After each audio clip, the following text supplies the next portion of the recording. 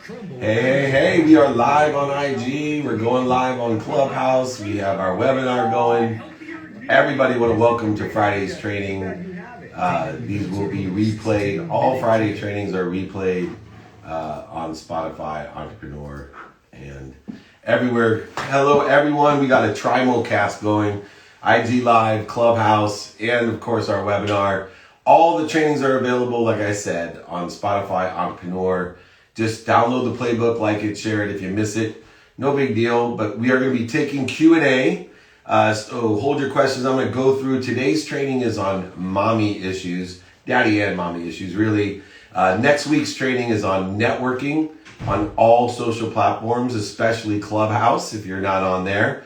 You can always reach out for the exercises, guides. My books are free. All you need to do, I'll sign it, send it to you, ship it, pay for shipping. David@dmeltzer.com. Get the exercise guides, books, training, all there, David@dmeltzer.com. And I do have a text community, 949-298-2905. Let's get started about one of my biggest nemesises, one of my biggest interferences in my life. I am a mama's boy, and I got mama's issues. I'm sure I got some daddy issues too. As far as all of you may know, these issues are a result of the relationship that we have with our mother and our father. And when we're growing up mainly, and maybe even how our relationship remains today. Mommy issues originally is a term, it's a psychoanalytical term, which was originated with an Oedipal complex coined by Sigmund Freud. And Carl Jung followed up with the Electra complex, which was modernly spoken as daddy issues. So you got the Oedipal complex, the Electra complex, mommy and daddy issues. But these terms were developed and understood through the psychoanalytic lens.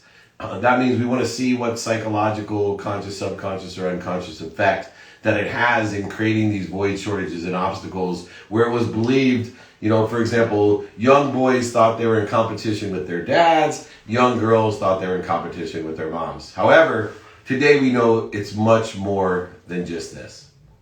Basically, mommy and daddy issues, which by the way are the terms that are thrown around way too loosely, including myself, are the psychological effects lasting into adulthood. I'm 53 years old and I still have mommy issues and I'm still a mommy boy.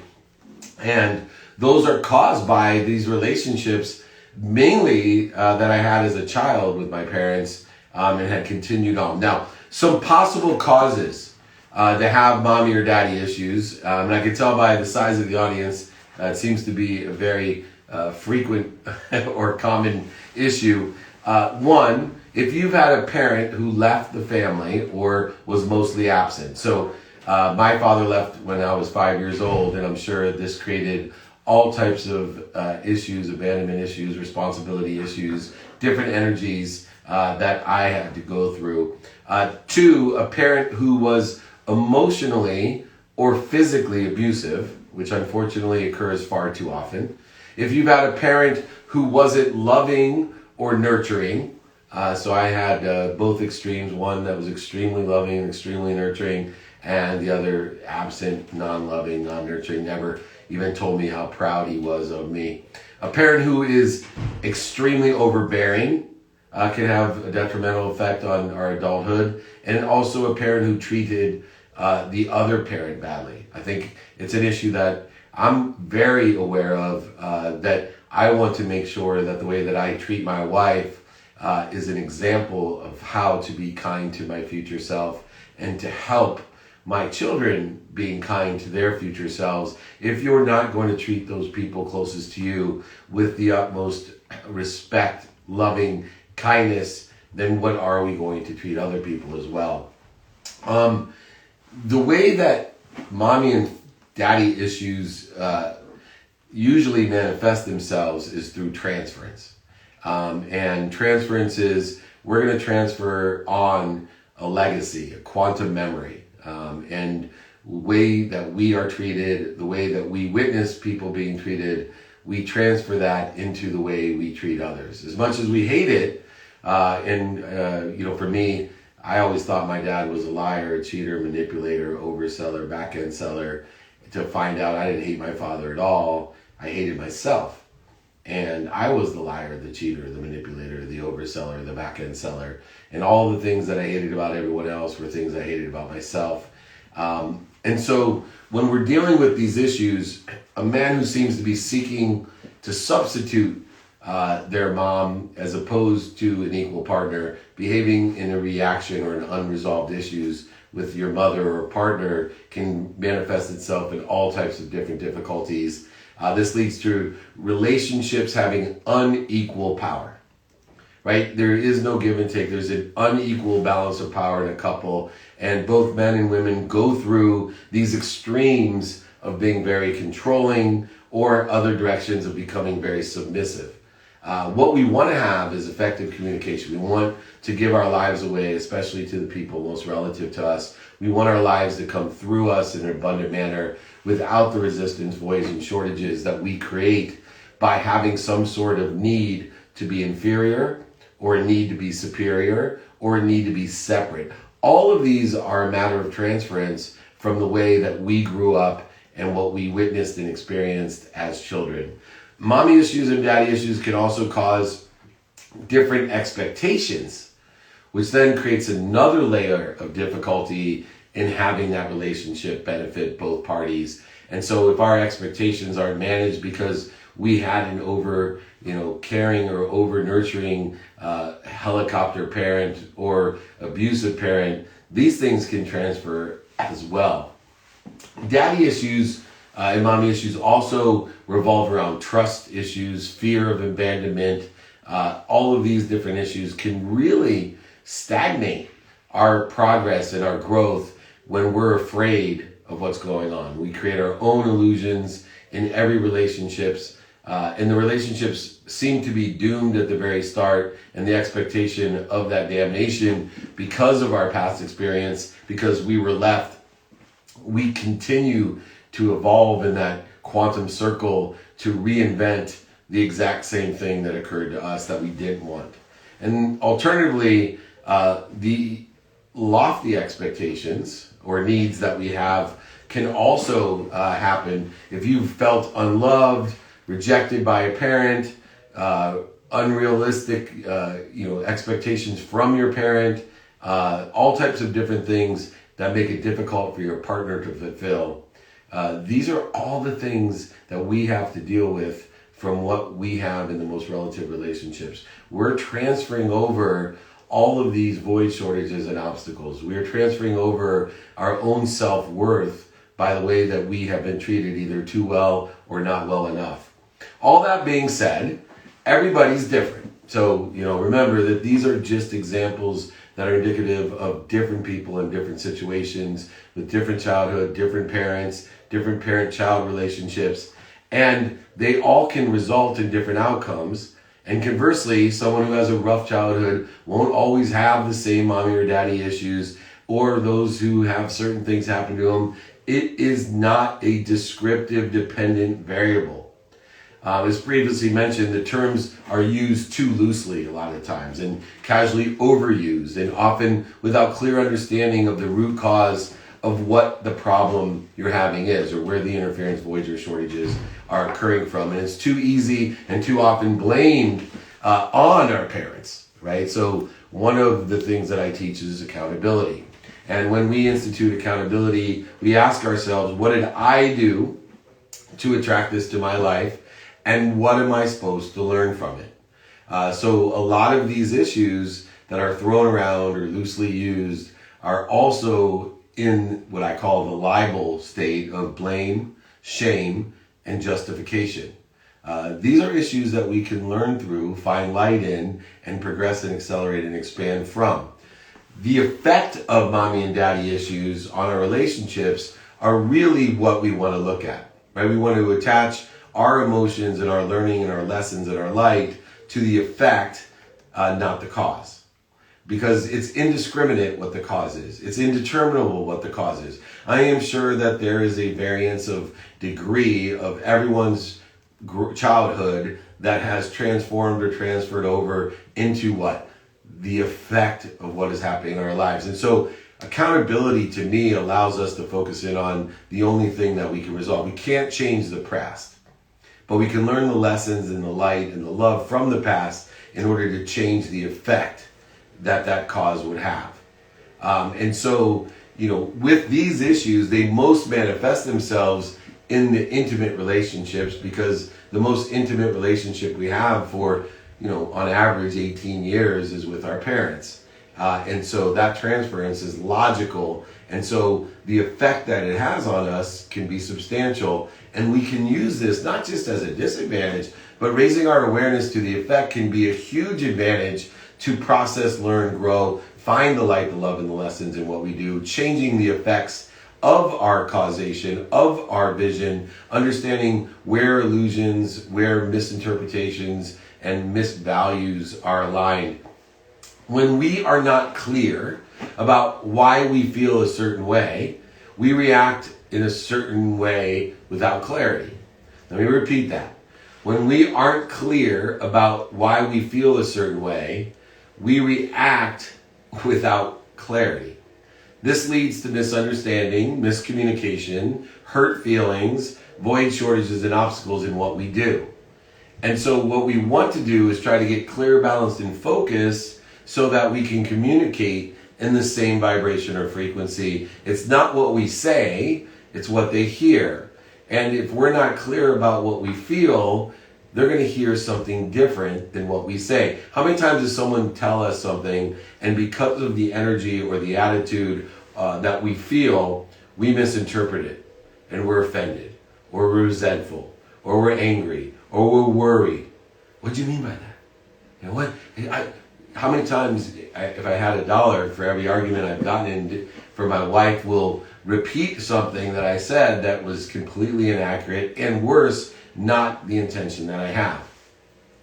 So some of these effects that we have, we want to look at and deal with, because we can help heal those. Number one, trust issues. Trust issues is one of the most common things that creates interference, void, shortages, worthiness issues, separation, all of the different interference that we cause from the ego-based consciousness. Now, I have a rule to help you get over trust issues. And it's a process that I've learned in business, because I had no problem in relationships with the trusted, where I had it in personal, intimate relationships, but moreover, I had my issues in business until I started to institute trust and vet like a mofo. That's right, the Dave Meltzer, trust everyone, but vet like a mofo. That creates and helps the effect of your trust issues. When you start taking accountability, more interested than interesting, asking the hard questions, not only of others, but of yourself, of why doesn't this make sense? I should ask more questions. I should learn more. I should follow up, ask for references, check on this, ask for examples, ask for samples, ask for guarantees. Trust and vet like a mofo, Dave Meltzer styles, and you will diminish the effects of trust issues that may have deemed from these mommy and daddy issues that you started. Another one that I see manifesting in my life as an effect is, do you have a need for constant reassurance and validation? This is the pleaser's prospect. Do you need people to tell you that it's okay? You want them all to like you? I learned a valuable lesson. I'd rather people hate me for who I am than love me for who I'm not. Don't be a camouflage. Know your color, know your frequency, especially today with the availability and accessibility to such a large audience, where you can find your community that vibrates at the same frequency, that can tune in to who you really are, your overused, authentic, organic self. Know that. But you need to understand nobody's reassurance. They'll all laugh at you. They'll make fun of you. They will scoff at you. Then they will applaud you. So ask yourself the effect of the need for constant reassurance, validation, if you're a pleaser, and let's start working on that effect by learning to love you and finding your own frequency. Another one that manifests itself is jealousy. It's not just in relationships, but in business as well. Are you jealous all the time? Is there a need for comparison? I will tell you, comparison will steal your joy. Comparison will steal your joy. You need to compete and enjoy the consistent, persistent pursuit of your own potential. Work within your own expansion, acceleration, and growth. You cannot let joy be stolen from you by being jealous of others. Do not be a why me person, be a try me person. Use and feel and congratulate others as if it was yourself. That's the fastest way to make yourself equal and appreciate the difference. One of the other issues or effects is the fear of abandonment. So many of us did not get the attention that we wanted for a variety of reasons. People get divorced, they pass away. There's a bunch of issues why we might fear abandonment. I have stuck in businesses because I feared the abandonment of that as a rejection, that I'm staying in this business because I don't want others to have to leave, or some other illogical understanding of what's going on. Don't do that. Understand that there's enough of everything for everyone, and that you, like a trolley, people will get on and get off. They'll get on and get off. And as long as you continue to be kind to your future self, doing good deeds and your best, you won't worry about other people coming on and off your trolley of life, your trolley of experience. One we discussed before, an effect of these issues could be an unequal balance of power. Relationships are collaborative. The word command actually means work with. Demand is the problem.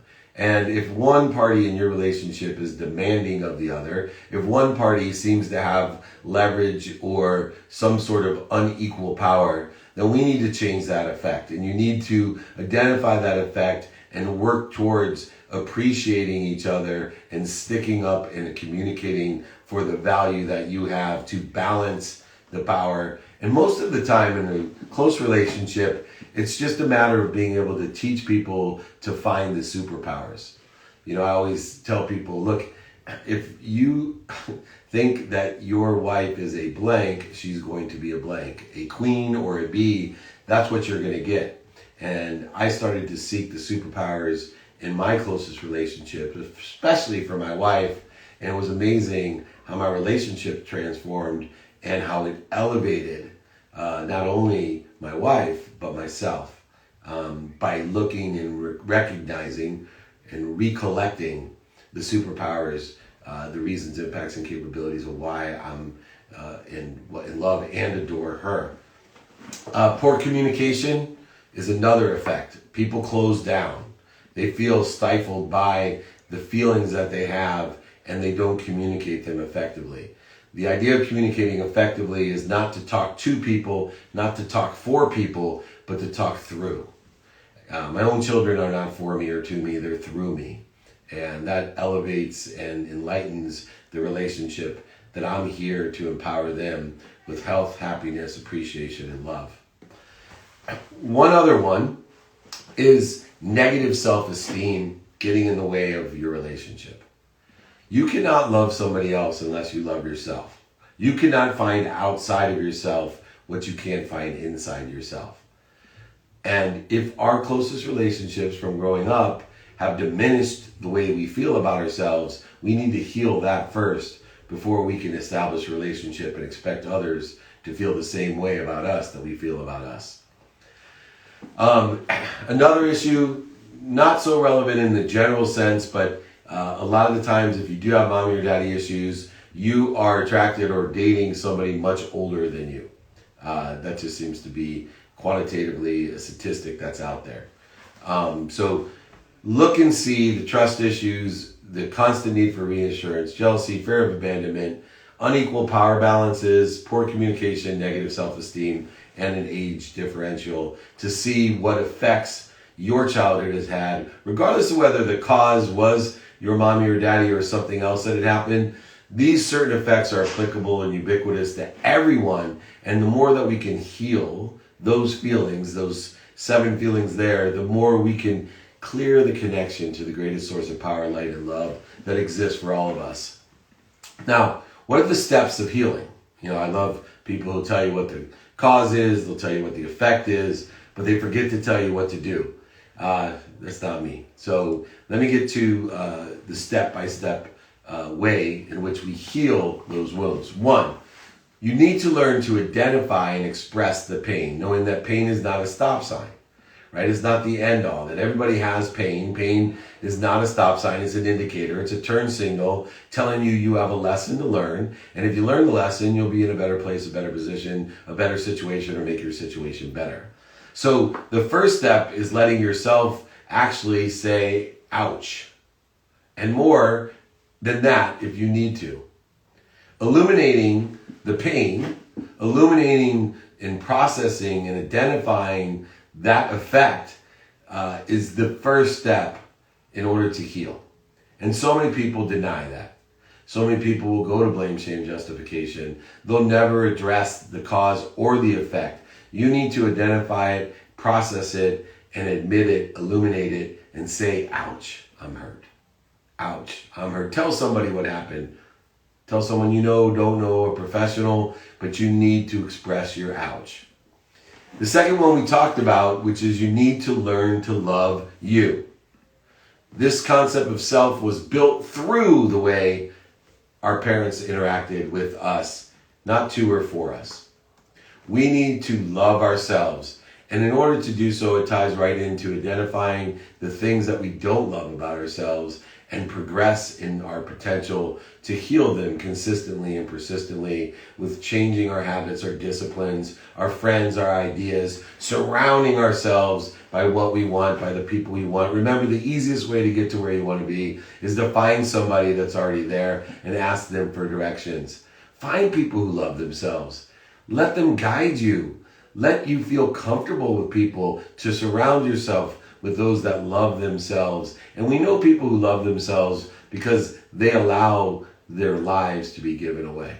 You can't give away your life unless you love yourself. And when I say give away your life, I mean shift the paradigm of giving. Don't try to please everyone. Don't go through these 7 different difficulties and think that there's some sort of give or take or trade or negotiation. Simply have confidence that you don't live in the 2 and 4. You live in the through. So you live in an abundant environment where everything comes through you and you're giving it all away. And you can't give what you don't have, especially your love, your forgiveness, your accountability, and your effective communication. You can't give away what you don't have. So work on having more. Work on receiving so that you can allow it to come through you for others. In order to do so, you need a third step to healing. And that's this self-awareness. Self-awareness is stemmed from, what I call knowing your what, finding your who can help you get it, knowing your how by paying attention and giving attention to what you want, those coincidences, being present, doing things now, but in particular, of course, being a ferocious Buddha and practicing ending fear. Develop self-awareness to what it is that is creating these void, shortages, and obstacles in your relationships, this interference between you and what already exists, you and the most powerful source of light, love, and lessons. Self-awareness, practice self-awareness. Practice not only looking at the causes, not only looking at the effects, but let's go the next step and allow the solutions, the healing to come through us for others, not forward to ourselves or forward to them. In other words, I always say parent yourself. If you're sitting there blaming your parents for the shoulda, coulda, wouldas, or don'ts, parent yourself. If you want to improve upon the way you were raised, then raise yourself from today on to be who you want to be. And by being and taking control of this mindset, of taking control of this heart set, of taking control of your own conscious, subconscious, and unconscious, and being your own parent within the context of that voice within, there's no doubt you will heal in a relatively faster manner than any other way. And the last, of course, is how we are living in peace and certainty, forgiveness. Learn to forgive. My ultimate quest of certainty would be the capability of forgiving the unforgivable. I forgive as much as I can. I live in the truth as much as I can. And when I'm in the ego-based consciousness, whether the cause is my parents or some other thing that has happened to me in this life or past lives, and I see the effect through self-awareness and enlightenment, the biggest healing factor I have is forgiveness. And there's usually only one person, if not always only one person to forgive. Yourself. You need to forgive yourself through gratitude and accountability and empathy, forgiving ourselves for not knowing what we don't know, with the realization that there's a billion different variables of cause and effect out there, and it'd be impossible to know them all or remember any of them. And therefore, we will just keep on keeping a positive attitude, enjoying the consistent, persistent pursuit of our potential, expanding, growing, accelerating, using the luxury of compound interest to increase the speed in which we grow, helping other people, giving our lives away, allowing things to come through us by expressing the pain and saying ouch, loving ourselves, developing self-awareness, parenting ourselves through our own inner voices of conscious, subconscious, and unconscious thought, and of course, forgiveness. If you want to follow these steps, you can break the chain. You can break the chain and build an emotionally safe environment for your family, your friends, your associates. Learn to listen. There's 3 types of listeners. There's the interrupter, the person that doesn't give a darn what you're saying, just interrupts you immediately. Even worse than the interrupter is what I call the waiter. And what they're doing is not listening to you and just waiting to tell you what they think. Worse, I think, than the interrupter. And then you have the true processing listener, the more interested than interesting. And all too often as parents, we're interrupters and waiters. We need to listen and to be processing, learning, interested listeners, especially with our family, friends, and associates. Avoid squashing other people's emotions or discounting them. Ask people how they feel. Ask what they like about it, what they don't like about it. See how you could be of service or value to help them accelerate, grow. See who you know who can help them accelerate and grow. And then also ask for their help. Don't put judgments and conditions on the cause and effect. Learn to listen, learn the emotional alignment, and then see how you could be of service or value. Be productive, accessible, and gracious in these by not being judgmental or putting conditions. You don't know what you don't know. Let's be honest. And then finally, we all need to learn to illuminate, to express our own emotions. Learn to talk about how you feel, how you felt, and how you will feel. Learn to express your emotion. Put your energy in motion. Too many people hold it in and wonder why there's so many void shortages and obstacles, why they can't find a peace, a center, a neutrality in which to harness that power of light, love, and lessons to allow them to give it away. Please, everyone, utilize the cause, understand the effect, and empower yourself with the actualization of these solutions to allow us all to expand and grow. Don't blame your past. Don't live in the why me world. Live in the try me world of more than enough of everything for everyone.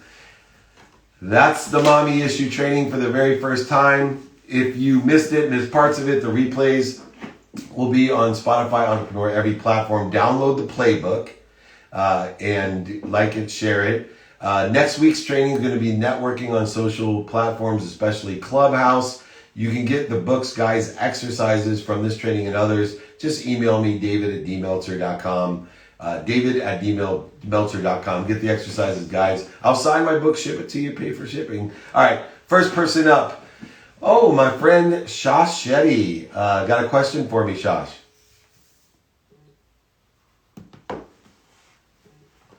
Let me see here. We got. Go ahead. Awesome. Yeah, just grateful for everything you're putting out. I had a question around, which I thought was really fascinating, because nobody talks about what you're really talking about in such an insightful way with the steps. And one of the things I wanted to pick up on was the aspect of when you talk about quantum memory, like the cellular and DNA memory, to just go a little bit further in terms of how, when feeling stuck, and how can we shift that quantum memory to move us towards where we want to get to. Perfect. So there's 3 memories that we have. Number 1 is our conscious memory. That's the weakest memory of all. It's about a day long. Our conscious memory is based off of our cellular memory, and it has about 10,000 new data inputs a day, 10,000 new thoughts a day. And the way we receive those memories are through a faulty system called our senses. the way we see things, hear them, smell them, taste them, and touch them. And we all smell, hear, touch, and taste different ways because we're projecting our thoughts about what we smell, taste, touch, and that's how we come up with meaning. And so number one, coming to the understanding that our weakest memory, our shortest term memory is the 10,000 thoughts that we have every day. That's why people will go through this training, they'll go to the clubhouse thing that we do, and there's nugget after nugget, from all the greatest minds in the world in there. And then if you ask them 5 minutes after this training or a clubhouse or whatever, what was your number one takeaway? You can see the blank look on their face. That's because they're relying on the short-term weak memory of their senses. The second memory is the subconscious mind. Subconscious mind stores the most pertinent and prevalent and repetitive thoughts, 40,000 of them, that you have. So the more you do things consistently and persistently, the more they're going to harbor into habits, disciplines that are set in your subconscious mind that create actually the neural pathways in your mind that create the efficiencies, effectiveness, and statistical success of the lessons learned or the memories that you're trying to access. The problem that most people have is they'll talk about you need 21 days to build a habit. You need 21 days to change a habit. That's the minimum. Because determinative upon your third memory, it may be multiple lifetimes before you can break the great chain of addiction, compulsion, personality trait or characteristic that have been dropped down from 4 generations to you or have been dropped down by 4 lifetimes to you. And that's why people in varying degrees have difficult times with addictions, with overcoming certain personality traits. We have to really be conscious of the inputs that we have in the conscious, how we're storing them in the subconscious, because they're all activated, deactivated, reinforced, enforced by the unconscious competency. Our personality traits, characteristics, obsessions, and addictions that sit in a quantum memory, which is called our DNA, which has an epigenetic layer to it that allows to communicate with the subconscious to activate and deactivate, enforce and deregulate what exists in the pattern or the programming that we have been handed down. Scientifically, they know it's 4 generations. I have a very positive, optimistic view that it's for many more lifetimes than just that, which is positive, but also difficult in the sense of memory to understand why certain people can do things easier than other people, why certain people have greater skill sets and superpowers in different areas than other people. And that's why my perspective is where it's at. It's why I seek the superpowers in everyone,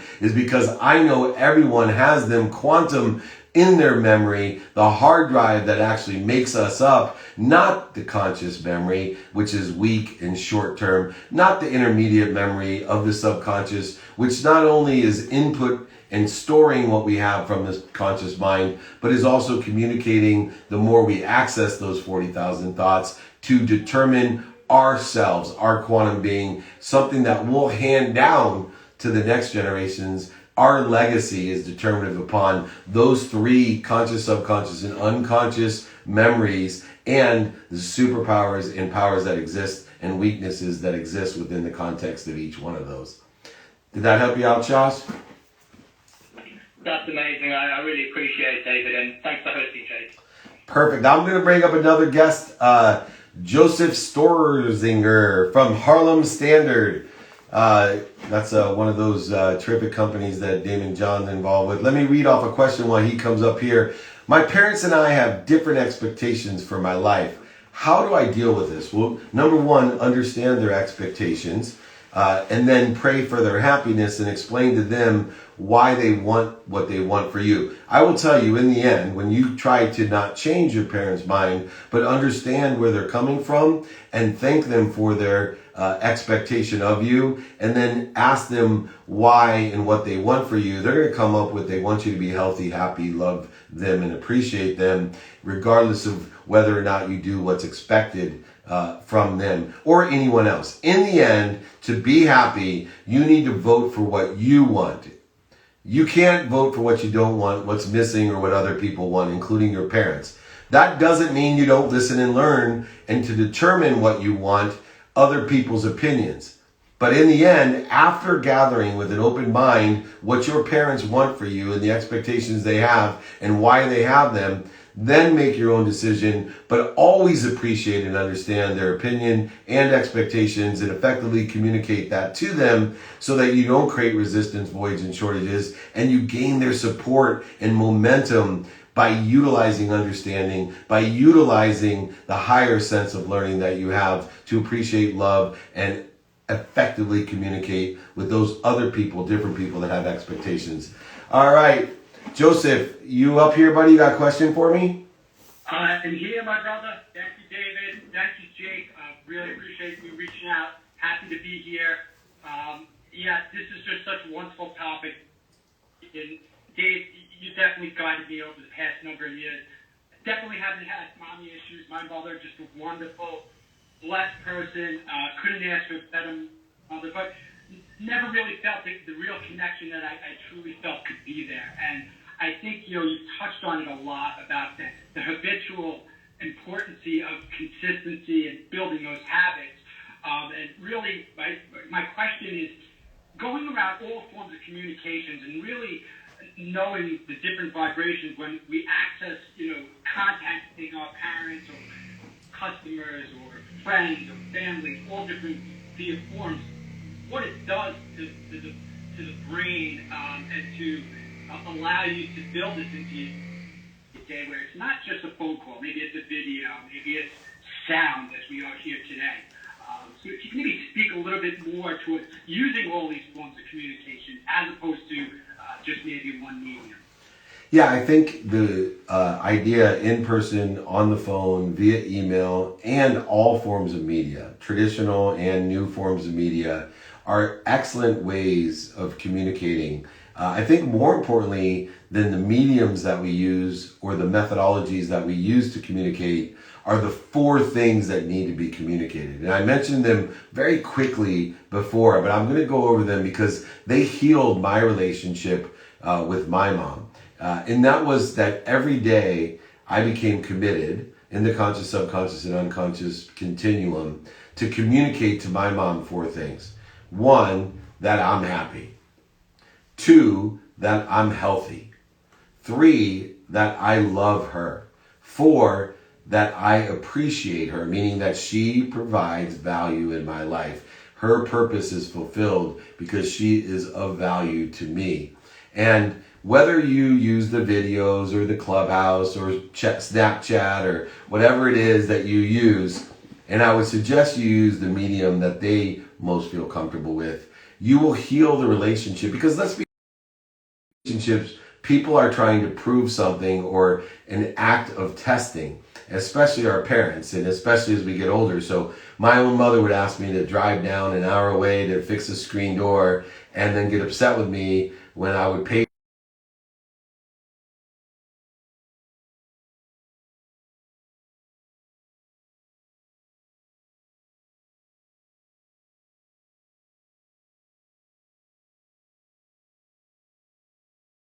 to where now we have that healing involved. So doesn't matter what medium, it's the matter of the consistency. I give a minimum of 1 minute a day to my mom. My dad has passed. I wish I would have come up with some of these techniques before he passed. Luckily, I healed some of my relationship with him, but not as much as with my mom, with this simple idea of a minute a day. Thanks so much, Joseph. We'll see you soon, my friend. Thank you, Dave. You're awesome. All right. Next question, I'm going to bring up Chris Arnaldo while I ask another question. This is a good one for those who know me. Do you still have the jacket that your father gave you? I do, and it still sits in my closet, and I should do some content around it. A jacket my dad gave me when I was 30 years old, which I was so upset about because he tore out the pockets and told me that I was just like him, a liar, a cheat. I mean, that I was just like him, that money was my God, and that I only cared about money, and money bought happiness and love, and I was just like him, and I needed to hang this jacket because I was going to give my life away and not be the richest man in the cemetery. I still look at that jacket almost every day, have that jacket, and probably the best gift that I didn't appreciate at the time that my father has ever given me, and I hope to be buried in that jacket. and not be the richest man in the cemetery, and know that I went from nowhere to now here to give my life away to end up nowhere with a jacket with no pockets. All right, Chris, you're up, my friend. David, thanks so much. Jake, thanks for bringing me up on stage. David, what's the biggest lesson you have learned from your mom, and vice versa? What's the biggest lesson that your mom learned from you? Yeah, so first for me, learning from my mom is unconditional love. I tell the story about how I lost everything, and not everybody knows the most difficult thing about losing everything, over $100 million, was I forgot to take my mom's house out of my name. So the only reason I wanted to be rich from the time I was 5 was to buy my mom a house and a car. And here I was, mid-30s, lost everything, including my mom's house. And I thought when I had to go tell my mom that she had to move, that it was going to crush her. And my mom had told me throughout all the successes that I had, that, she was proud of me, she loved me, but she was worried about me because I didn't get it. And in my mind, my money definition mind of, equating my success to my bank account, I would laugh at her and say, I'm lost? I make more from stepping on a stage than you make an entire year teaching a second grade class. I'm lost? But when I told her, went to her house, and let her know that not only was I bankrupt, but I had lost everything, including her house, and she would have to move, without blinking, my mom told me that she loved me. She told me and asked me if I was okay. She asked me if I needed any money.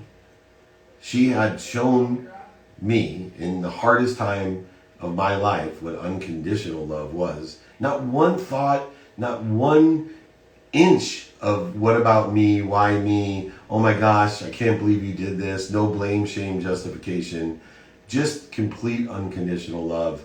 And that still today is the greatest gift my mom's given me. And for me, the other side, the greatest gift I've given my mom, because we have very similar personalities, she's a pleaser, I learned to love myself. I learned to receive. And I was always a giver and ended up in situations always, with resentment and offense and a need to be inferior or superior, with all types of conditions and judgments and negotiation. And I've taught my mom to receive. I taught my mom to learn to love herself and that she's worthy of everything that she has, the same way that I've learned it. And instead of enabling my mother, I've empowered her to take respect and acknowledgement of the millions of lives that she's impacted, and especially the siblings that I have impacted other people as well. So the original empowering over 1 billion people started with my mom, and I was one of her first 1,000, gave me the idea of 1,000 to empower 1,000 to empower 1,000. Thank you so much, Chris. I hope this answered your question. Super powerful. Thank you so much. Thank you. Thank you. Perfect. These questions. I'm going to bring up Joey Yangley, and Joey, come on up. I'm going to read off a question that's here. One says, just real simply, I'm 18 years old. Do you have any advice for me? I'm going to give you the advice that I give myself at 18, 28, 38, 48. I'll probably still give it when I'm 50. I just turned 53. So even 5 years from now, I think I'm going to have the same advice. And that's be radically humble. Ask for help.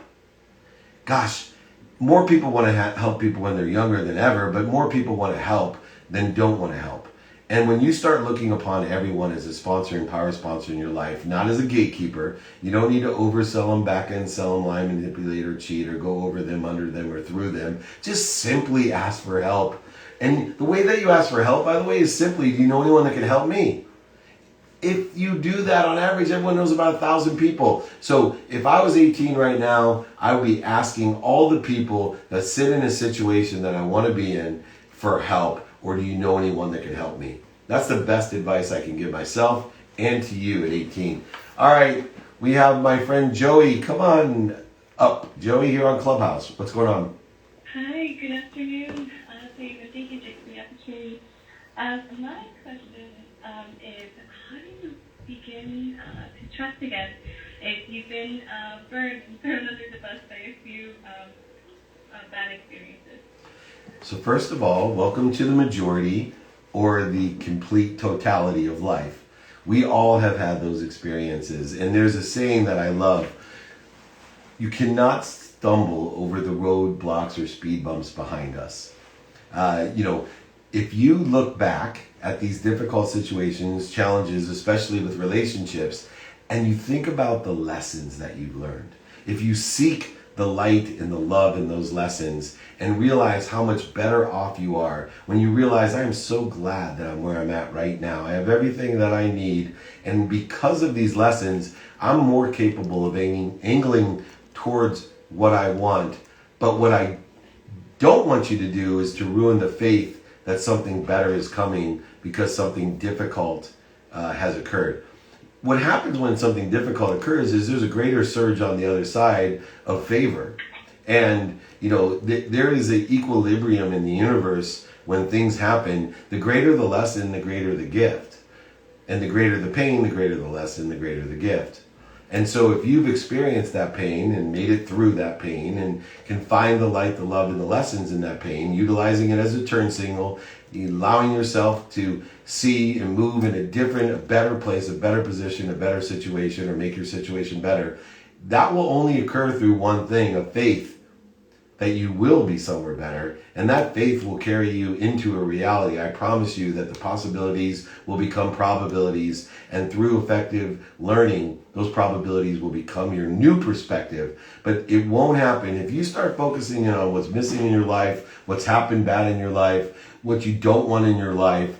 You're going to regret it because you're going to keep on manifesting what you don't want, what's missing, and what bad had happened again. Even though you think, say, and do all the right things, the same stuff are going to continually happen, and you're going to wonder why you're in this terrible circle. Stop literally tripping over the bumps behind you. Let's find the light, the love, and the lessons. Let's heal and learn and be grateful for those experiences. If you're here, you're fine. You're at the right place at the perfect time. And Joey, I know you have great things in front of you and a huge, huge pool of favor waiting for you to go swimming in. Thank you, David. Wow, that is all the love and the light that you provided. I appreciate you so much. Thank you. Oh, thank you. Okay, Jill Goldwarn, come on up here while I ask another question from the other side of the lot here. How do you see all purpose in everything?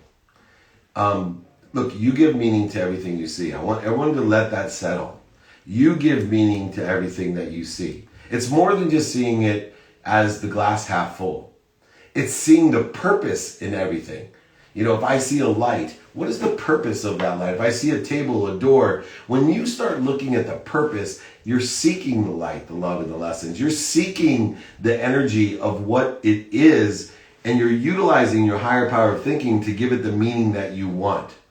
And look, what is your purpose? Your purpose is your purposeful thoughts. So if you start thinking about purpose in everything, you're going to have more purposeful thoughts, which is going to give you more purpose, which is going to allow you to be inspired more in spirit, allowing you to receive more through the greatest source of power, light, and lessons to give it all away. So it may seem minimal in its question of how to see all purpose in everything, but when you're seeking purpose and having purposeful thoughts, which is your purpose, and that purpose becomes something that inspires you, this is how we spend minutes and moments outside of purpose. This is how we spend minutes and moments in the ego-based consciousness with fear, anxiety, separation, inferiority, superiority, resentment, or all these other things that just get in our way. Get out of your own way by realizing the purpose of your life is to have purposeful thoughts. So if you give meaning to everything you see, make sure that you're seeking the purpose in everything by giving it the thoughts of purpose. No matter how minimal it seems to be, I make an actual practice of looking at things with purposeful thoughts to continue to accelerate and grow my purposeful journey in order to be more inspired, to clear the interferences, voids, and shortages between what exists and what I want, which already exists. All right, Jill, I know that one was a little bit woo-woo on its nature, so if you want any exercises, guides, books on this stuff, email me, everyone. That one probably needs some help. So david@dmeltzer.com. It's all free. I'll pay for shipping. I'll sign the stuff. Well, I don't care. I just want you to have it. I know that one was a higher frequency of vibration, but I do have some really good explanation that's deeper than that. Email me, david@dmeltzer.com. All right, we have Jill on board here. Jill, you here? Oh, yes, I'm here. Thanks. What a fabulous feed-in to my question about having purposeful thoughts. That was really powerful, so thank you for that, David. So I have a more how-to directional question about my mommy issue. Cool. Being a mommy. I have a daughter who's in a very prestigious university on the East Coast, and she's in her third year. And she decided this semester that it was all too much for her, this online going into her senior year, and she needed a semester off, which I totally supported. And she's here. So now we're into like month one, and to have purposeful thoughts is to help her kind of guide her for what this period of time looks like and how to maximize this period of time in her life. And instead, she's sleeping for the month. And I know it's probably an emotional kind of brain timeout because she's never ever had one. But I'm trying to figure out how I can be of service to her to maximize this 4 months and find her own purpose. And I'm having a little struggle doing that, getting out of mindset and being in the space of what other mind. I love it. Yeah, this is so good because I have 3 teenage daughters of my own, all with varying issues. Having a father who lives by the minute in a lens of productivity, accessibility, and gratitude. And I have to remind myself every day that my children come through me, not for me. And that my children won't listen to me. My children won't listen to me. And it's okay. I know that sounds funny to people, but I don't expect my children to listen to me, but they watch me. And I invite them to participate in the things that I do. I invite my 10-year-old son to wake up at 4 a.m. and meditate and to work out with me. I invite my daughters to do things with me, but they're watching me. They're watching. They're not listening. They're laughing at me, scoffing at me, making fun of me, understanding the amount of effort that I put into empowering other people. But when I get the birthday cards, when they don't know I'm listening, I know I'm planting seeds. I'm planting seeds for them to grow. And it may not manifest itself in the senior year of college. It may not manifest itself, but someday those lessons, just like the jacket my dad gave me when I was 30, and I shit all over him and told him to F off and how much I hated him and what an awful thing to do to me on my 30th birthday to give me a jacket I couldn't even wear, and how dare he tell me I'm, into money and all these things. Without that jacket, I would be dead probably. Without that jacket, he planted a seed in my closet that would change my life. And so I want you to stop thinking about this timeless, understanding and motivation that you're supposed to give your daughter. No, let her watch you. Keep planting the seeds, inviting her into activities that you feel would be beneficial, whatever those may be. But just always remind yourself, she's not there for you. She's there through you. And she's watching you. And she's watching you. And that's your responsibility as a parent. And she will benefit. You may not be able to sit under the tree of all the seeds that you plant, just like my father isn't here to see the trees that are growing in my life that other people will sit under, but you are planting those seeds. So continue to invite, to educate, but don't tell people what to do. Don't put judgments or conditions. Just allow her. No, I'm not. Good. Yeah. Good. So that reminds me of the Chef Silverstein book, The Giving Tree. Yeah. Your information. That was beautiful. Thank you for sharing.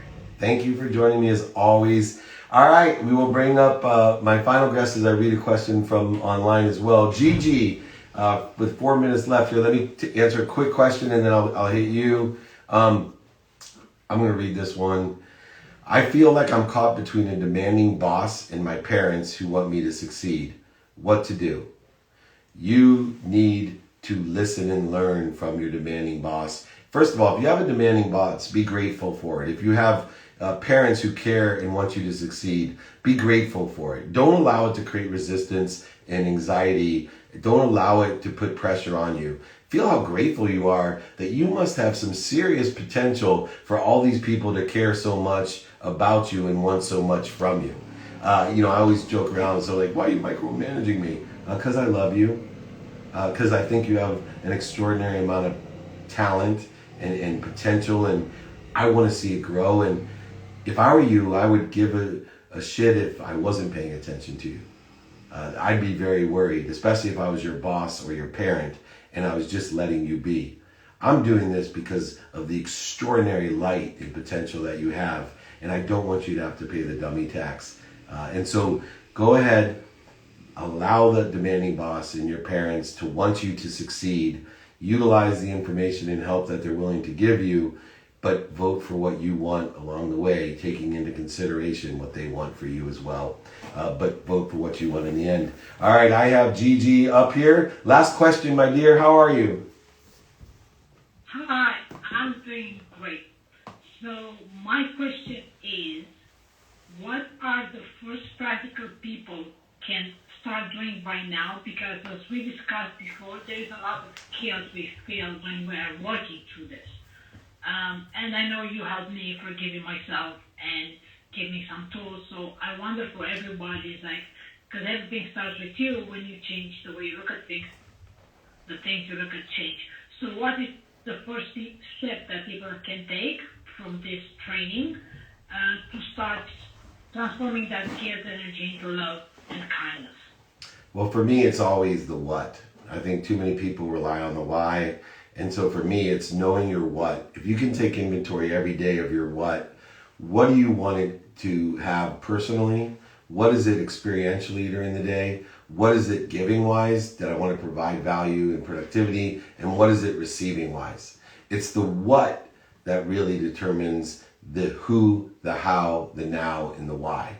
And so the first step always is to daily take inventory of your what, personal, experiential, giving and receiving, and not being afraid to be a hypocrite, that you don't know what you don't know, that we're constantly learning, growing, expanding. So know your what is where we should start. And you'll be amazed when you start taking inventory, you will not have drastic changes in your life. You'll have a consistent growth and angling to what you want. It will increase your faith to allow you to get somewhere better, more rapidly and accurately. Does that sound fair? Yeah, thank you. You're awesome. All right, everyone. We are on all different platforms. Remember, you can download the playbook and get all the replays you want. Spotify, Entrepreneur, YouTube, all the different platforms, iTunes. The playbook is there. Like it, share it, whatever you need. Next week's training is on networking, social networking especially, Clubhouse. Learn how to network online, remotely.